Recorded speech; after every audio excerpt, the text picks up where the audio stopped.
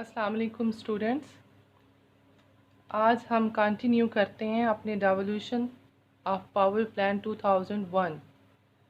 ठीक है, मैंने आपको इसका इंट्रोडक्शन पढ़ाया था, डेवोल्यूशन की डेफिनेशंस पढ़ाई थी, डेवोल्यूशन ऑफ पॉलिटिकल पावर्स हमने पढ़ा था, distribution of function, union government, tehsil government और डिस्ट्रिक्ट गवर्नमेंट, जो इसके डिफरेंट लेवल हैं। यूनियन गवर्नमेंट हमने पढ़ ली थी।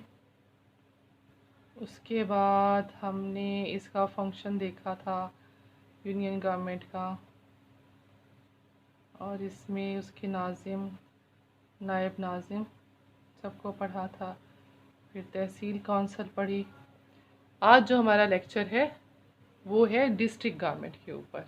ठीक है, डिस्ट्रिक्ट गवर्नमेंट, इसका जो फर्स्ट वो है कंपोजिशन ऑफ डिस्ट्रिक्ट गवर्नमेंट, या फिर यूँ भी कह सकते हैं ज़िलाई हुकूमत की तश्कील। डिस्ट्रिक्ट गवर्नमेंट ज़िला नाजिम, नायब नाजिम, ज़िला कौंसल और ज़िलाई इंतज़ामिया पर मुश्तमिल होगी। नायब ज़िला नाजिम ज़िला कौंसल का कन्वीनियर होगा और ज़िला नाजिम कौंसल का मेंबर नहीं होगा। ज़िला नाजिम इंतज़ामिया का सरबराह होगा और पुलिस समेत तमाम ज़िलाई इदारे इसके सामने जवाबदेह होंगे। ज़िला कौंसलों की कुल तादाद 110 होगी। अच्छा, इसमें नाजिम जो है वो है, ये मैंने लिखा हुआ है Nazim, power of Nazim and ज़िला नाजिम का इंतखाब ज़िला भर के यूनियन काउंसलर्स, यूनियन नाजमीन और नायब यूनियन नाजमीन पर मुश्तमिल इंतखाबी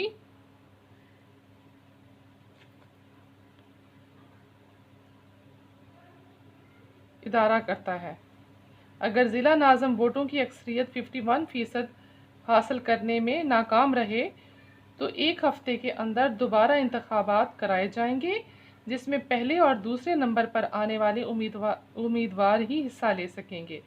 जो उम्मीदवार सबसे ज़्यादा वोट लेगा उसे कामयाब करार दिया जाएगा। नायब ज़िला नाज़िम का इंतखाब ज़िला कौंसिल अपने पहले इजलास में खुफिया राय शुमारी से करती है। नायब नाज़िम के उम्मीदवार के लिए ज़िला कौंसिल का मेंबर होना ज़रूरी है। पावर्स ऑफ ज़िला नाज़िम पूरे ज़िले की तरक्की के लिए एक तसव्वुर और ज़िलाई हुकूमत की बेहतर कारकर्दगी के लिए क़यादत और हिदायत मुहैया करना। ज़िलाई इंतज़ामिया की मदद से ऐसे अहदाफ के हसूल के लिए जिन्हें ज़िला कौंसिल मंजूरी कर चुकी हो, पॉलिसी और टाइम टेबल बनाना। ज़िले में अमन व अमान के क़याम के लिए इक़दामात करना। ज़िलाई हुकूमत को तफवीज़ किए गए फ़राइज़ पर अमल दरामद को यकीनी बनाना। सालाना तरक्याती मंसूबों की तैयारी और इस पर अमल दरामद और निगरानी। ज़िलाई हुकूमत के लिए बजट तजावीज़ तैयार करना। ज़िलाई हुकूमत में मालियाती और इंतज़ामी डिसिप्लिन कायम करना। ज़िला कौंसिल में टैक्स की तजावीज़ पेश करना। ज़िलाई हुकूमत की कारकर्दगी के बारे में ज़ाती तौर पर ज़िला कौंसिल को साल में 2 बार रिपोर्ट पेश करना। ज़िला मुशावरत कमेटी के इजलासों की सदारत करना। किसी तबाही या कुदरती आफत की सूरत में इमदादी कार्रवाइयों को मुनज़्ज़म करना। ज़िलाई हुकूमत की अफसरान को अपनी तरफ से कागजात पर दस्तखत करने का मजाज बनाना। तहसील, टाउन म्यूनसिपल इंतज़ामिया और यूनियन म्यूनसिपल इंतज़ामिया के लिए के मुआयना करना। इंटरनल ऑडिट ऑफिस कायम करना और उसकी निगरानी करना।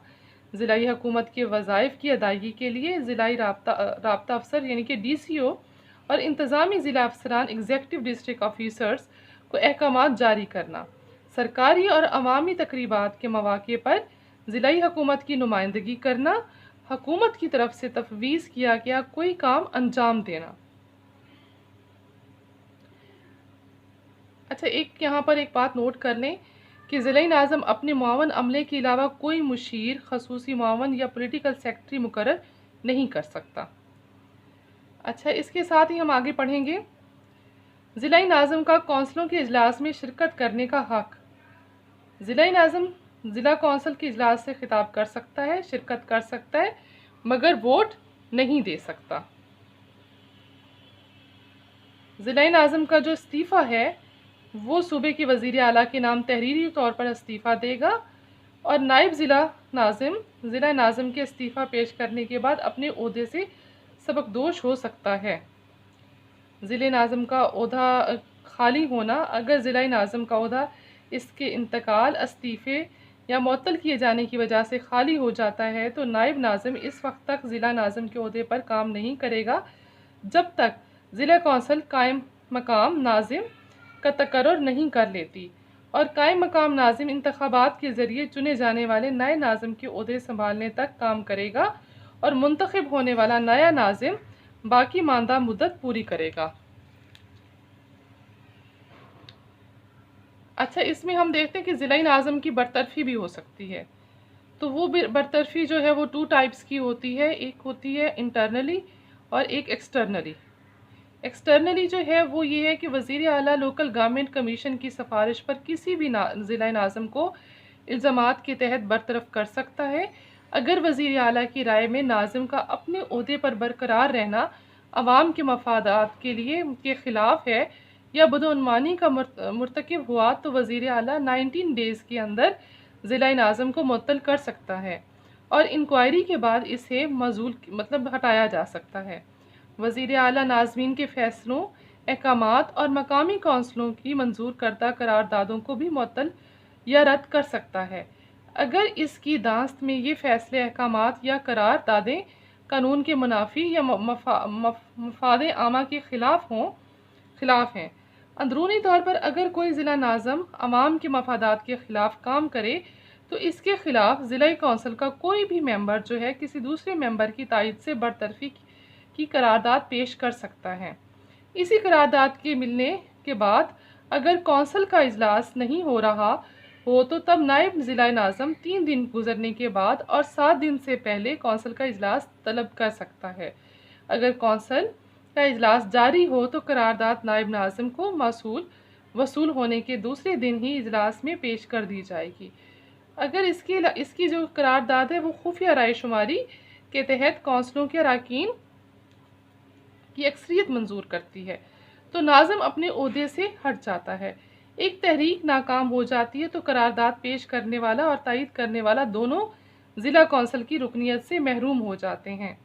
ज़िला नाज़िम करारदाद पर वोटिंग से कबल दिफा में ज़िला कौंसिल से खिताब कर सकता है। ज़िला नाज़िम के ओहदे पर फाइज होने के 6 माह के अंदर बरतरफ़ी से कोई तहरीक पेश नहीं की जा सकती, ना ही इस तरह तजवीज़ रद्द होने के 12 माह के अंदर दोबारा पेश की जा सकती है।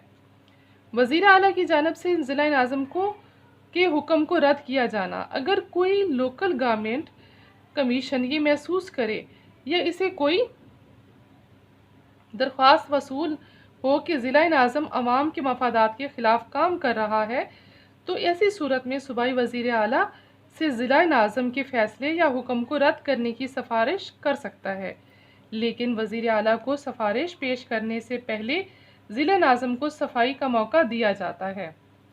अच्छा, इसके बाद हम पढ़ते हैं डिस्ट्रिक्ट एडमिनिस्ट्रेशन।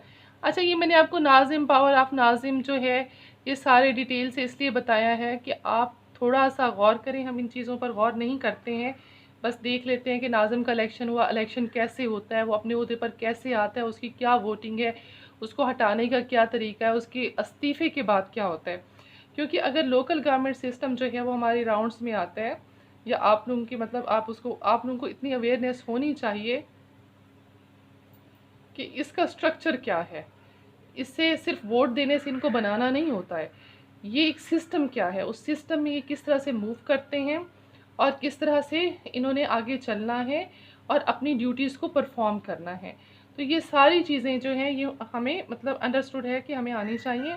इसी तरह से मैंने आपको पहले भी बताया था कि जो लोकल गवर्नमेंट सिस्टम है उसमें हमने पाकिस्तान में देखा बीडी सिस्टम था, ज़ियाउल हक के दौर में जो था लोकल गवर्नमेंट सिस्टम था, या भुट्टो ने जो लोकल गवर्नमेंट सिस्टम बनाया जो